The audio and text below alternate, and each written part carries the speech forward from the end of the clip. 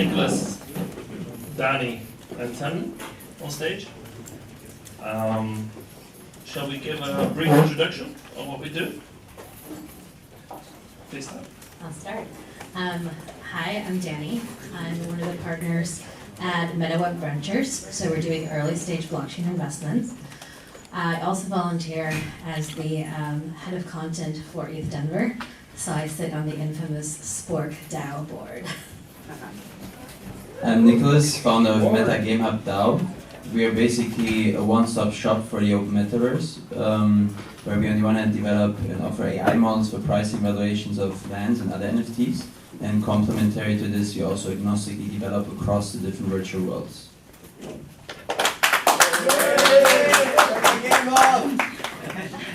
Have fans. Hey, I'm TAMLYN. I am actually a derivatives trader by background in the commodity world. I then helped design a decentralized derivatives protocol. And more recently, I have left that project. I founded a project that works on automation of trading tooling, particularly around treasury management for on-chain DAOs and treasuries to sort of better manage their money, basically. So. My name is NIEK van VOORT. I do some of the operations at Metamundo. It's an NFT marketplace for 3D objects. It's going to have a very special day on Monday. And I see my fellow Antonio team members sitting there smiling, being really happy about that. I do a bit of the DAO building, DAO research at Metamundo as well. And I hope to make this a very open discussion. I think there's quite some interested people here in the crowd about this. So please prepare some questions in your head. Shall we first start with, the definition of a DAO and also the metaverse are quite vague. These concepts are already vague enough. How do these concepts actually relate to each other? Yeah, I think I can start. So I think, when we look at the metaverse, really, I kind of prefer sometimes the term open metaverse, right? Because it kind of encompasses all the different virtual worlds, right? Nowadays, everyone is trying to build a metaverse, I feel like. And in the metaverse, really, we have kind of the next evolution, right, of the web, right? The embodiment, so to say, of Web3 and Web3 when it comes to mainstream adoption, because we have these gamified experiences. And to me, what the land really is here, it's kind of like a Web3 domain in a sense, right? Because you socialize, you exchange value, you have information distribution and exchange, right? So kind of like a similar logic as what you have on a website or in an app, right, that you use to engage with web. And of course, in this, so to say, evolutionary step of the web, we need also new organizational structures to provide value, to organize human beings, to coordinate, to work together on the same goal and ambitions, right? And to me, a DAO, the core pillar of a DAO is really the autonomous part, right? Because to a certain extent, one could argue that we already have decentralized organizations with equity-based companies, for instance, at least to a certain extent, right? But that autonomous part is really, to me, the key that I would like to highlight from the DAO perspective, right? Where right now, if we really look at DAOs, to be honest, right, most of them are not really that autonomous yet. But we're definitely getting there, I think, right? It takes some time. We need also enhancements from the AI side and things like this. But I think that autonomous part is really what I would like to highlight from the DAO perspective that differentiates it also more when we compare it with, let's say, traditional organizations. I think for me, actually, it's much simpler than that. A DAO is just a digital representation of a club. Once you've sort of put that together, everything makes a lot more sense. So you've had clubs in universities, you've had clubs afterwards, you've had hobby clubs. It's just a group of people who have some sort of similar interest, similar hobby, similar topic that they want to address, and then it becomes digital. And because it's digital, you have to have all these other components to operate it. But it's really just that. Yeah, I agree. And I think one thing that's really interesting for me about DAOs is that they are digitally native, which means at the moment we talk about humans coordinating through DAOs. But ultimately, you can have a DAO with a fully AI, participation group, and I think that's what kind of bends my mind when I think about the future of that as an organization structure. Can you actually run an analog DAO? So without touching computers? What DAO? So if you would run an analog DAO, but without actually touching a computer? Ooh, interesting. So how do people communicate? I think you can talk face to face. Oh, right. May I ask, so I've heard people just now, of seeing people raising their hands of who has heard of a DAO. Can I see that number again? Okay, that's quite a lot. And then who is actually contributing in a DAO? Okay, so that's about 1/5. And then who is writing proposals within DAOs? Okay, it's half of that. And then who has set up multiple DAOs? So we have 2 people here. This is well, I'm happy that everybody is really interested in DAO space.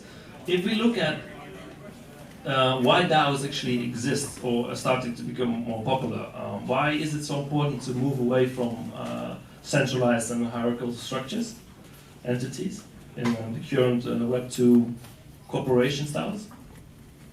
Yeah, I think from my side, one of the key issues is that, and that's to me also the mission of decentralization, is right, creating equal opportunities. And web has the power to connect everybody, to provide value to everyone. But right now, in the so to say centralized Web 2 world, there's a lot of, let's say, predefined conditions that give you a lot of advantages, which I think, at least to a certain extent, right now, I'm a bit disappointed that it's not happening faster, of course, but at least Web3 could provide a certain extent of, let's say, equality in that sense, right? For people to have that equal access to the same resources, to the same layers of education, right? Which is not dependent on kind of the cluster that you grew up with, or things like this, right? But more depending on your skills and your motivation. And I think that's one of the key pillars as to why it's so important, right? To focus on that topic. To really have these decentralized digital nation states to a certain extent also, which we can evolve towards, right, with DAOs. It can be a DAO of 10 people, that just, invests into assets. It can be a DAO of thousands of people, right? So there's a lot of difference when it comes to the different models, from the voting structure and things like this. And I think the beauty here is that, at least everyone has a certain degree of accessibility, right, to a similar amount of resources that they can leverage for themselves. Yeah, and adding on to that, I think part of it is that not all models of, group activity has to turn into corporations. And I think that's the gap that something like a DAO is coming in to fill, which is that not every organization has to then become a, capitalistic seeking enterprise, but rather that there are many versions of groups that seek to do this.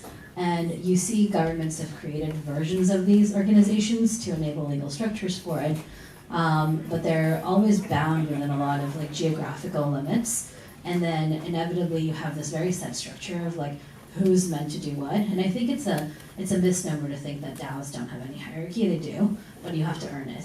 And it's really cool, because you got to go in there, you have to work for it, you have to show that you're contributing to this DAO, and then eventually you start to see that emerge. And you see most DAOs will have leaders, simply because human organizations require that. Maybe robot ones won't. So yeah, I completely agree with that. And I was thinking about why have hierarchies emerged, and really, in this kind of industrial age, you've typically had a small group of people formulating strategy, and then what's needed is a workforce to kind of deliver on that strategy. Whereas we're really coming out of that era, I hope, anyway. And I think, hopefully over time, humans will have more time for creative pursuits, for play, for very values-driven activity. And I think the DAOs that I've seen kind of work best, and I think even the Bankless newsletter this morning was talking about this, is a really clear definition of values and the motivation through banding together with people who have similar interests in you or want to deliver something along the lines of what you want to deliver is super powerful. I mean, even old stories like the Tower of Babel, in the sort of Jewish writings, talks about this kind of power of people coming together. And it's exciting to me that DAOs, because they're natively digital, can get people and AIs, but from all over the world to participate. They can be fast for onboarding and also equally fast for offboarding, so the motivation thing is really important. But yeah, they give anyone access to a role, basically, and the ability to kind of get the best people in the world that care about that thing to help deliver. I would like to dive a bit more deeper in this. So I think if you look at the DAO as a digital organization, you do, I think, have to deal with the real world in a sense with people. You have, I think, also companies, other companies that can, for example, sue you for certain things. So to have legal wrappers, or at least think about how you protect your organization or the individuals in it. What kind of building blocks have we now seen emerging, or what kind of concepts are you impressed about? So you bring up a really interesting point, which is that not all DAOs were made equal, right? And like that's sort of the idea. If you again go back to the concept of like a club, you could have a venture club, or you could have a social impact club, right? And so it's just not all of them operate in the same way. And so yes, there could be a group of people that get together to like invest in art, like Flamingo DAO did, right? Or you can have a group of people who get together to like put together an event, like Sport DAO did, right? But every single one of them has a different approach. And what's interesting that we're seeing right now is actually a division between like volunteer DAOs and like paid DAOs in a way, which is where like the members receive some sort of compensation, usually in a DAO token for the work they're doing. And what is really interesting that I'm starting to see right now is a lot of labor disputes. And there's like very few mechanisms. And basically most of these labor disputes end up on Twitter or on forums where people are like, you promised me this much money in tokens for like writing the content on the website and like you never paid me. And they're like, well, that's because the token went down, so we have to renegotiate. And like that's a really kind of scary and fascinating thing, which is that there's no legal frameworks for how some of these DAOs operate. And also no HR division. No HR division, yeah, no roles really officially. It's like, who's going to volunteer to be HR? Definitely not me. Like, you know, so with that, I think that we're going to see a lot of DAO tooling. And so from the investment perspective, we actually made the decision not to really focus on, investing in DAOs directly, although we're not 100% opposed to it, but rather like a lot of like tooling and infrastructure that is going to power DAOs. So you see things like a lot of treasury management tools are emerging because like, there are some DAOs that are, many DAOs that are run by people in their 20s who maybe haven't worked in companies before, and suddenly they have like hundreds of millions of dollars in internet money that's sitting there, and they're like, I have to do something with this. And it's like, yes, there are tools that companies have. You could have one too, right? If you really put on your MetaWeb VC glasses now, and you look at the companies you've actually looking at and sifting through, what are you specifically looking for? And what you say infrastructure? I'm looking for new primitives. So things that are innovative and they're like somehow breaking existing models are basically like working on the edge. So I would say the coolest one that I'm very, very interested to see how they evolve is a company you recently invested in. They're coming out of stealth this weekend if you happen to be at some of the ECC and content-related events around Paris. But it's a company called Niche. And they were started by the co-founder of Tinder and Bumble. Can you say it again? It's a company called Niche. It was started by the co-founder of a dating app called Tinder and another dating app called Bumble. And his co-founder was a principal engineer at Facebook, aka Meta. And the team is essentially a group of ex-Facebook engineers who are reinventing social media through a Web3 lens of DAOs. So what's really innovative about the way they're approaching this is that they're not forcing people to understand the DAO or a concept of the DAO or even that they are part of the DAO. They're just creating these like niche communities that existing real world communities can sign up for, and then all their members can come in and you can suddenly have this like microcosm of a social media engagement within the people that are members of your self-selected community. And I think that's going to be really, really cool. Yeah, and maybe from my side, quickly to touch on the legal side, I think an issue is, of course, right, I mean, all this, there's just not at all any like legal structure when it comes to addressing DAOs, right? So I think personally that, kind of these structures like the DAO, LLC and so on, to me, this is not really a DAO per se, this is more a DO maybe, right? A decentralized organization, a digital legal entity, however you want to call it, where, you still have that, so to say, friction, the lack of autonomy, right, that basically you would expect from a DAO. And I think that also, of course, centralizes the entire ecosystem, right, if you have like that one entity. Having entities themselves, I think, it can be done, right, within DAOs. I see that, and I've talked to a lot of lawyers about this, that, and I have to say I'm not a lawyer, of course, right, but basically that you have like certain entity nodes, kind of special purpose vehicles, right, that fulfill different purposes, like protecting from liability when it comes to the treasury, on and off ramping cash, maybe from also, off-chain based revenue for the DAO, things like this, right? And that's where I see, if any, way to structure DAO from the legal side when you want to have that, aspect. Kind of like, you have single individual contributors, these entities are also just contributing to the DAO, but they are not per se the DAO themselves, right? Like some or a lot of guys actually are trying to structure it with having one centralized entity, quote unquote, that actually is the DAO then at the end of the day. TAMLYN? Yeah, I agree with that actually. That's sort of a pattern I've seen emerging is like you have your autonomous DAO that is really is autonomous, as you say, and then sub-DAOs that are basically have legal wrappers, and they are essentially, if a sub-DAO gets sued, it doesn't affect the autonomy of the parent DAO. So yeah, I'm watching this space really carefully as well, talking to lawyers as well as we set Kyphin up to be a DAO. It's a fascinating space. I think it's a fascinating space. I also think that a lot of things actually can go wrong. So let's try to move the pain points up front. Like, what is actually not working well currently, and what problems do you potentially see emerge even more? We've seen a lot of them. Like, for example, people starting these rogue DAOs, thinking that like they don't have any liability or accountability because it's decentralized and autonomous, and then CFOs freaking out because like you're in Switzerland and the Swiss government doesn't care that you call yourself a DAO. They're just going to apply like direct liability onto you as a person for starting this DAO. And you can be like, it was autonomous. They're like, no, it's actually you, and you have no corporation protections because you didn't start a company. So. But what if I live in a boat and I just sail all over the world? You can try that. People have been doing it. I have had entrepreneurs like try to hunt down like countries that are more friendly towards DAOs and flowing in different directions. But I think that's going to be a challenge. Is ultimately like if you don't want to live your life in exile, you have to pick a jurisdiction that you're comfortable following the rules in because it's still the world. How come our future digital state nation protected? That would be really cool. I don't know. I'm not a lawyer. I think when it comes to the key problems right now with DAOs, again, it goes back to the part of autonomous, right? Because one key issue that I see is that DAOs are not autonomous, really. We could see the Ethereum blockchain as a DAO, then maybe that's autonomous, right?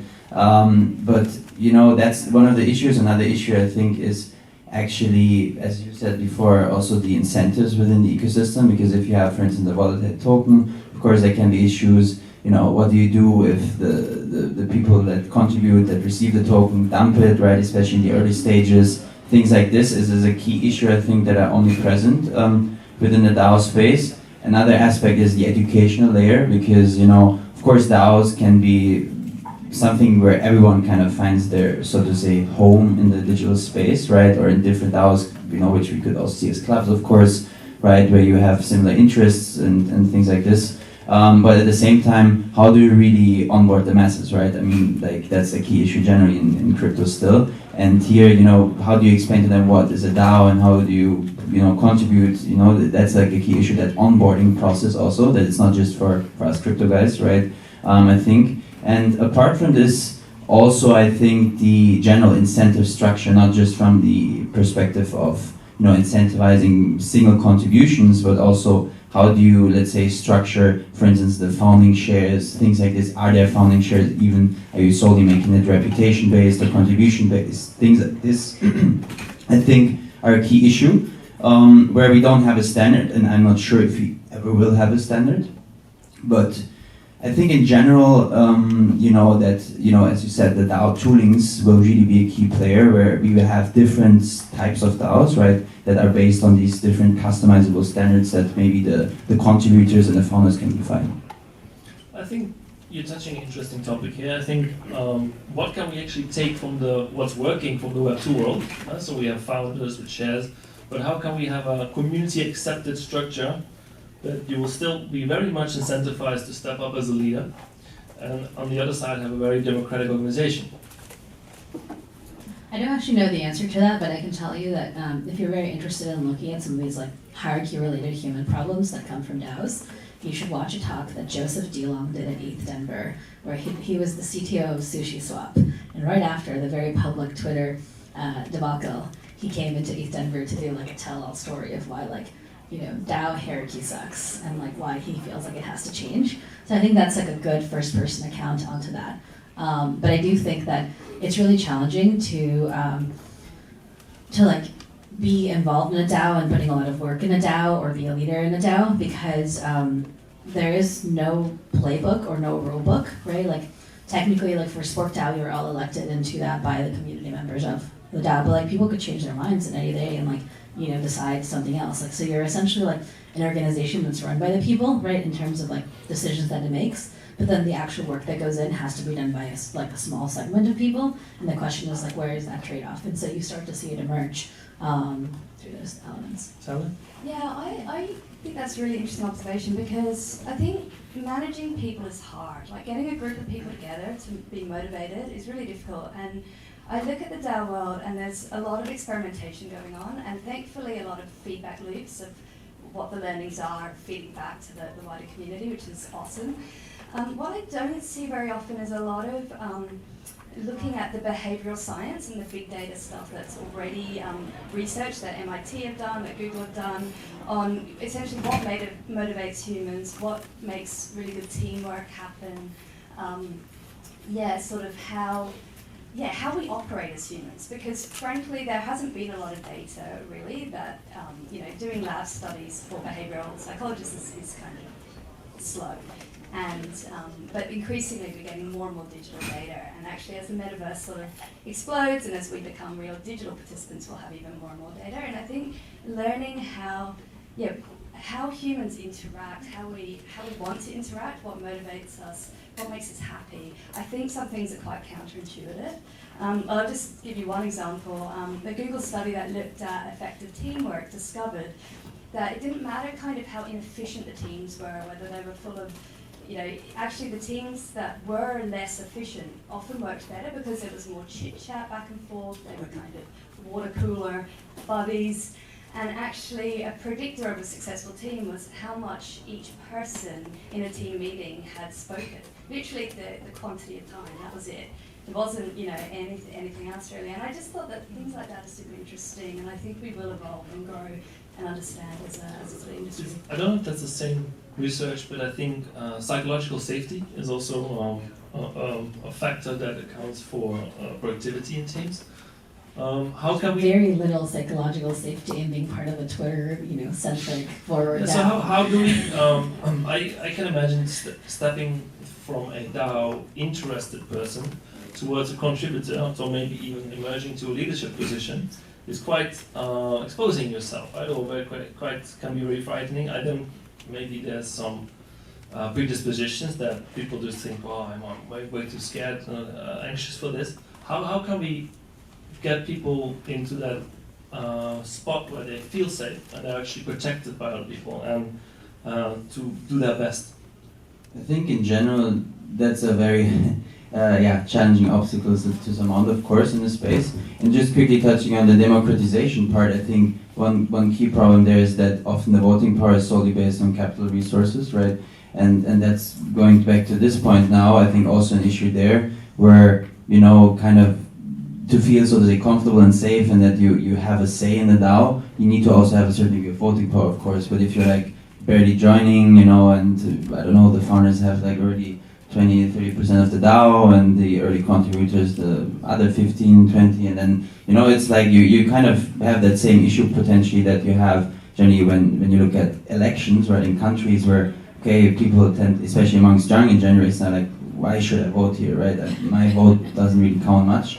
And I think that's something that we definitely have to change. And here I think moving away from solely token-based governance models, and anyone that wants to know more about it, Vitalik wrote an article about it, I think like half a year or so ago. That's quite interesting. Toward more exactly reputation, contribution-based governance models is to me one of the key pillars here, where it's not anymore dependent solely on how much money you have, but actually how motivated you are and things like this, which then positions yourself, in a, let's say, at the end of the day, better position within the DAO, and you feel more comfortable that you actually have a say there. We actually hosted a panel on that at ETH Denver, right on the cutting edge when Vitalik was talking about this concept. And the research we found was actually that most DAOs had shifted away from a governance-based model that was only token-based. So I think for the big DAOs, only MakerDAO was left really that was doing that. But other than that, like the shift had changed, and the question was, are there hybrid models that you can use that like take into account like I am one person, so I am one vote, but also like what is my reputation, which means like how much work have I put into this and other things that would reliably give me some sort of different voting, ability within this group. And I think that just remains to be seen. So TAMLYN, you come from a trader background. Maybe you can think about how would this work to actually maybe look more at the reward systems. How do you move away from people with big piles of tokens in the first place, and how do you actually even that out? Yeah, that's a really good question. I'm not sure that trading really helps you solve that, to be honest. I think trading is a very competitive environment. It's very much about kind of closed, hidden strategies and so forth. I think when I think about, kind of motivation, I do think a lot about like delegation. So if do you earn? I mean, at the end of the day, with most decision making, there's only kind of a few paths that you can go down. And so, is there someone who's earned the right to receive delegation, essentially represent that path, and then, people could delegate to them. And ultimately, that may be AIs who are obviously very clever at predictive types of, modeling in the future. I think we'll probably learn a lot from kind of your quant finance, your predictive models and that, but I wouldn't say that, I have any answers beyond that. Thank you. Before I want to move on to questions from the audience, I have one that I would like to discuss is, if we look at the Metaverse or the different Metaverse environments that are being built, you now also have the Metaverse Standards Forum, where quite some big companies came together.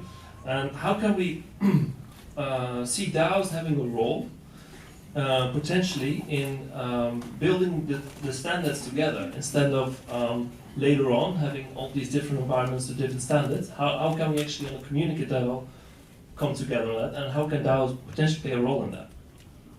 I think from that point, one key aspect is, for instance, DAO governed lands, right? Where DAOs can just, as it says, right, govern certain areas within different virtual worlds, like Sandbox, Decentralized, and so on. And here, basically, you can then define the standards, in regards to what, so to say, are the code of conduct, the rules on top of this land. I think apart from this, when it comes to these consortiums, right, that come together, I think here DAOs are definitely underrepresented right now. And here I think DAOs generally need to do a better effort to bridge also traditional industries into the space, right? Because right now DAOs are more or less, so to say, only for the crypto guys, right? Where if you are like not known to the space, then you don't really know how can I vote in the DAO, how can I participate, and things like this. So and also when working with B2B players or things, a DAO could be like a bit weird to certain players. So we really need to foster the education here to show, okay, a DAO, yes, is a decentralized digital organization, but there can also be a lot of value provided. And seriousness, right, that comes with DAO. So I think that's some of the key parts here. Awesome. So I think ultimately, like, user experience is more important than figuring out like standards. Like the standards and the underlying infra will get sorted out by a lot of engineers, but I think that like the human element is incredibly necessary. I think a really good point that you just brought up was like people don't know how to use DAO. So this is actually really true. I didn't use my first DAO until like 2020, even though I have been working. I worked for the co-founder of Ethereum, and I since 2017, and I had been around all of this DAO concepts, but I didn't actually get into a DAO to use it until 2020 because they were so complicated, and for a while you had to use these abstract UI websites that you launched in, and things haven't changed that much in the last 2 years, right? And so I think the first thing is how do we make DAOs that people can use, and then you go backwards. It is difficult. So what's the question about standards for DAOs or standards for the metaverse more generally? Well, I think there's potentially a lot of fragmentation between different worlds, and how can we work together on making standards and making interoperability a really a key point. instead of then having to fix that later. Yeah, because what I just think about is there's a whole bunch, like you said, of sort of almost engineering standards that it kind of doesn't really matter. It's like an implementation detail, like how the standard gets set up, and it can make for better UX and so forth. But then I guess there's always hidden in all of that, there can be standards that kind of really speak to fundamental values like access, so like net neutrality and so forth. And I sort of feel like maybe a DAO that is a standards body, so maybe the body you're talking about being a DAO, forces it to set forth, you know, a sort of value system that then should ideally not be changed very often, or if it is changed after great debate. And you know, and ideally the benefit of being a DAO is you can have global onboarding and access to contributing to those standards. And why I think that is really important is that if the metaverse becomes what we kind of probably all in this room are dreaming it can be, you know, it's going to have vast usage across, you know, not only humans but other sort of dimensional digital creatures. And you want the feedback and you want the input as you develop sort of standards. So I think there's a bunch of standards that, yeah, I would shrug at, and then there are probably standards I haven't even thought about that probably really matter. Thank you. Any questions? Yeah, I want to move to the audience for questions. I have a question right here. Okay, I have to get my microphone.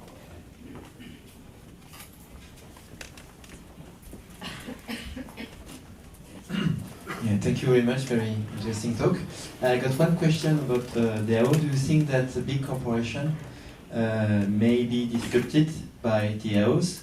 And if so, how are they going to do something about it? She asked if a big corporation is going to be Disrupted, like destroyed by DAOs.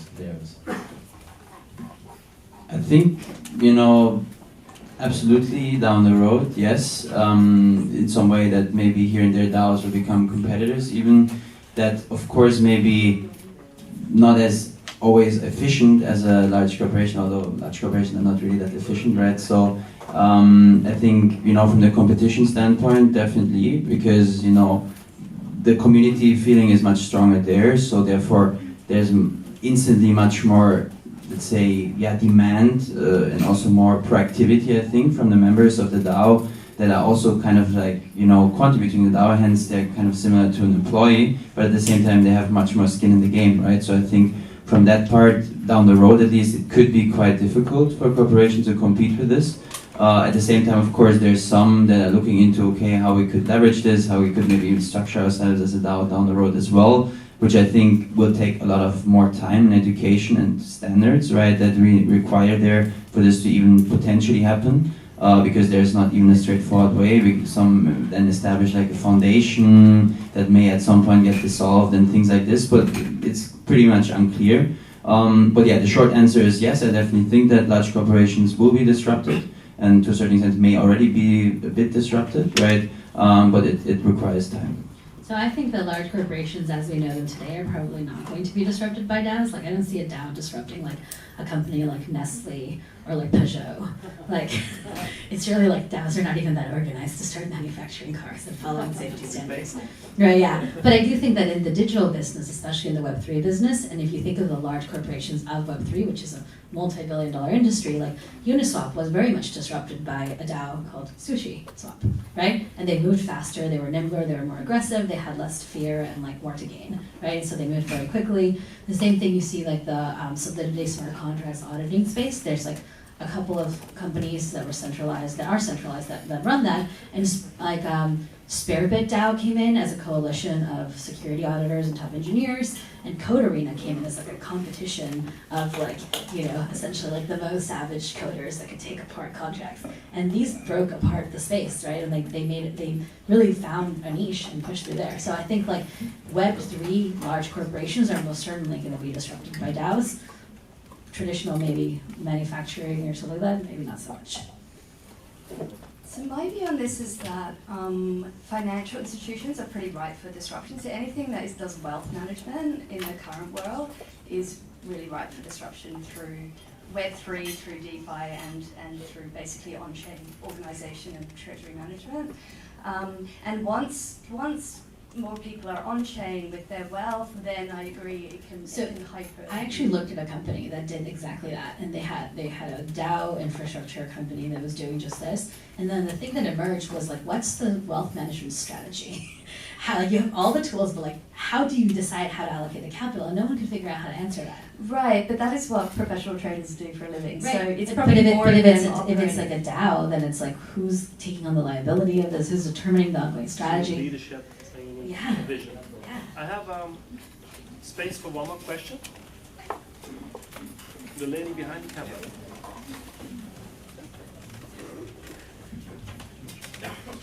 I'm actually going to build up on the same question because I think we actually wanted to ask not necessarily if the big corporations are going to enter in competitions with DAOs, but do you see the possibility for a big corporation to actually act as a DAO, even if it's in bubbles, even if it's some departments? And should it also be competing words, or can we actually work together? Can you have like a mixed? No, I think it's a completely different kind of entity, right? It's like, it's thinking about like, you know, one is a fish and the other one's a bird, right? Like, either you're a large centralized corporation with a clear structure and you report to like, you know, governments and institutions, or you're like, a cypherpunk decentralized club that does whatever it wants and follows its morals and values and principles and crazy ideas down whatever path that may be, right? A company could dissolve and then become a DAO, but it really can't be that at the same time. That's not to say that people are not going to try, and there's many things that have labeled themselves DAOs that are not truly DAOs. So just because you call yourself a DAO, perhaps you are not.